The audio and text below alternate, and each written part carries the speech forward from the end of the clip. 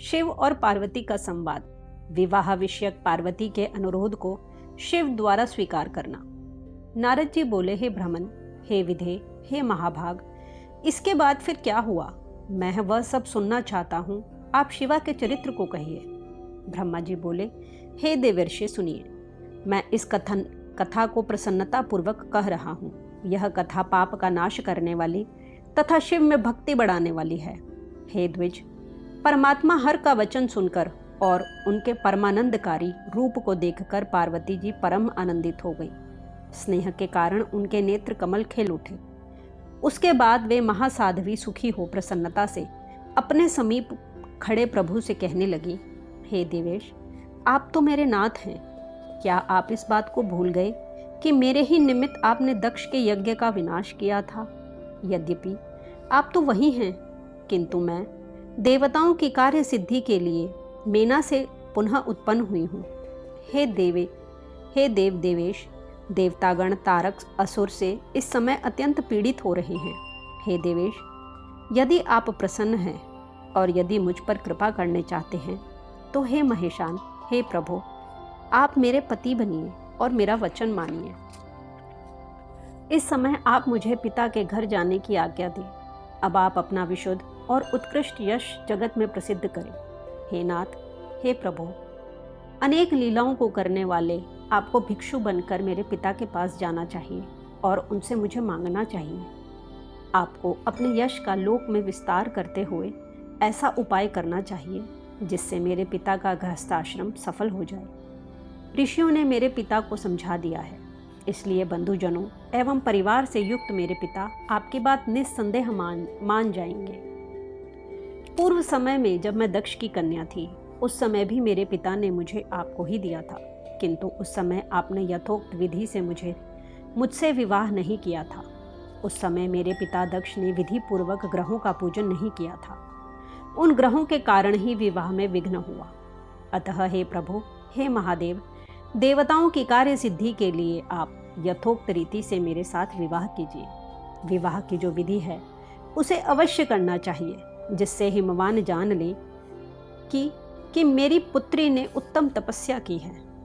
ब्रह्मा जी बोले, यह वचन सुनकर सदाशिव अत्यंत प्रसन्न हो गए और वे हंसते हुए प्रेम पूर्वक पार्वती से यह वचन कहने लगे, हे देवी, हे महेशानी, मेरी उत्तम बात सुनो। जिससे विवाह में किसी प्रकार की बाधा ना हो, वैसा उचित मंगल कार्य करो। हे भामिनी, इस जगत में ब्रह्मा आदि से लेकर जितने स्थावर तथा जंगम पदार्थ दिखाई पड़ते हैं, उन्हें अनित्य तथा नश्वर समझो। यह एक निर्गुण ब्रह्म ही सगुण रूप धारण कर अनेक रूप में परिवर्तित हो गया है। यही स्वयं अपनी सत्ता से प्रकाशित होते हुए भी पर प्रकाश से युक्त हो गया है। हे देवी, मैं सदा स्वतंत्र हूँ, पर तुमने मुझे परतंत्र बना दिया है, क्योंकि सब कुछ करने वाली महामाया प्रकृति तुम ही हो। यह संपूर्ण जगत माया के द्वारा रचित है और सर्वात्मा परमात्मा ने अपनी श्रेष्ठ बुद्धि के द्वारा इसे धारण कर रखा है। सभी पवित्र आत्माएं जो परमात्मा के स्वरूप को प्राप्त कर चुकी हैं और सदा मेरे साथ अभेद भाव से रहती हैं, उनसे तथा अपने गुणों से यह संसार घिरा हुआ है। हे देवी, इस जगत में तुम्हें छोड़कर न तो कोई ग्रह है, न तो कोई ऋतु है। हे वरवर्णी, तुम शिव के लिए ग्रहों की बात क्यों करती हो? हम दोनों भक्तों के लिए भक्त वत्सलतावश गुण कार्य के भेद से प्रकट हुए हैं। रज, सत्व तथा तमोमय तुम सूक्ष्म प्रकृति हो। निरंतर जगत के कार्य में दक्ष हो और सगुण तथा निर्गुण रूप वाली हो। हे सुमध्य में, सभी प्राणियों की आत्मा मैं ही हूँ।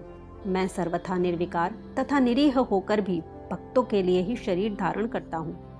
किंतु हे शैलपुत्री, मैं तुम्हारे पिता हिमालय के पास नहीं जाऊंगा और न तो भिक्षुक का रूप धारण कर उनसे तुमको मांगूंगा। हे गिरिजे, महान गुरुओं से वरिष्ठ कोई कितना भी बड़ा क्यों ना हो, वह दीजिए। इस शब्द का उच्चारण करते ही लघुता को प्राप्त हो जाता है। हे कल्याणी, इस बात को जानते हुए भी तुम मुझसे इस प्रकार की बात क्यों करती हो? हे भद्रे, यह कार्य तो तुम्हारे आज्ञा अनुसार ही मुझे करना है, अतः तुम जैसा चाहती हो वैसा करो। ब्रह्मा जी बोले, उनके द्वारा यह कहे गए जाने पर कमल के समान नेत्रों वाली साध्वी महादेवी भक्ति पूर्वक शंकर जी को बार बार प्रणाम कर उनसे पुनः कहने लगी, हे महेश्वर, आप आत्मा हैं और मैं प्रकृति हूँ, इसमें संदेह नहीं करना चाहिए। हम दोनों स्वतंत्र एवं गुण रहित होकर भी भक्त के वश में होकर सगुण रूप धारण करते रहते हैं। हे शंभो, हे प्रभो, आपको मेरी बात प्रयत्न पूर्वक मान लेनी चाहिए। अतः हे शंकर, आप हिमालय से याचना कीजिए, मुझे सौभाग्य प्रदान कीजिए। हे महेश्वर, आप मुझ पर दया करें, मैं आपकी नित्य भक्त हूँ। हे नाथ, मैं सदा जन्म जन्मांतर की ही आपकी पत्नी हूँ। आप ब्रह्म, परमात्मा, निर्गुण, प्रकृति से परे, विकार रहित, इच्छा रहित, स्वतंत्र तथा परमेश्वर हैं। तथापि भक्तों के उद्धार के लिए आप सगुण रूप धारण करते हैं। आप आत्मपरायण होकर भी विहार करने वाले तथा नाना प्रकार की लीला में निपुण हैं। हे महादेव, हे महेश्वर, मैं आपको सर्वथा जानती हूँ। हे सर्वज्ञ, बहुत कहने से क्या प्रयोजन, आप मुझ पर दया कीजिए।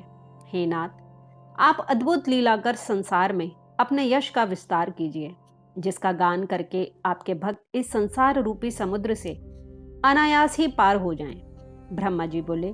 इस प्रकार कहकर गिरिजा शंकर जी को बारंबार हाथ जोड़कर सिर झुकाकर प्रणाम करके मौन हो गई। पार्वती ने जब इस प्रकार कहा, तब लोक विडंबना के निमित्त शंकर जी ने हंसते हुए प्रसन्न होकर ऐसा ही होगा यह कहकर वे ऐसा करने के लिए उद्युक्त हो गए। उसके बाद वे शंभु प्रसन्न हो अंतर्धान हो गए और काली के विरह से आकृष्ट चित्त वाले वे कैलाश को चले गए। वहां जाकर उन महेश्वर ने परमानंद में निमग्न हो यह सारा वृतांत नंदीश्वर आदि गणों को बताया। इस वृतांत को सुनकर वे संपूर्ण भैरवादी गण भी बहुत सुखी हुए और महान उत्सव करने लगे। हे नारद, उस समय वहां महामंगल होने लगा, सबका दुख दूर हो गया और रुद्र को भी परम प्रसन्नता हुई। इस प्रकार श्री शिव महापुराण के अंतर्गत द्वितीय रुद्र संहिता के तृतीय पार्वती खंड में शिवा शिव संवाद वर्णन नामक 29वां अध्याय पूर्ण हुआ।